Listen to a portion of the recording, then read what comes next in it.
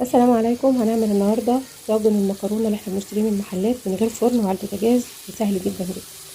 عندي هنا ربع فرخه من الصدر يعني.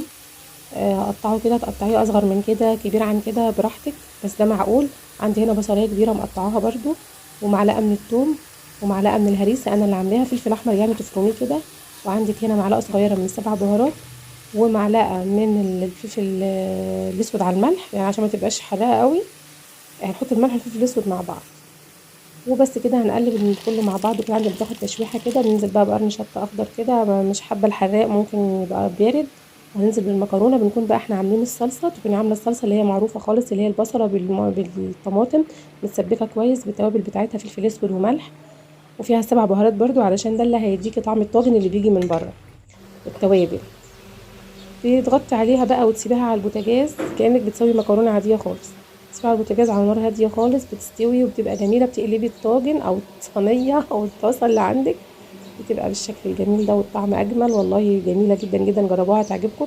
من غير فرن ومن غير ما يقولك اعملها في طاجن ودخلها الفرن والحاجات دي كلها. في الصينية لو عملتيها في الصينية الألمونيوم، حاولي ان انتي لما تخرجيها تحطي الصينية في صينية تانية فيها شوية مياه سخنين، هتفك معاكي وما هتلزقش، هتبقى جميلة وزي العسل. والسلام عليكم ورحمة الله وبركاته، وما تنسوش تعملوا لي لايك.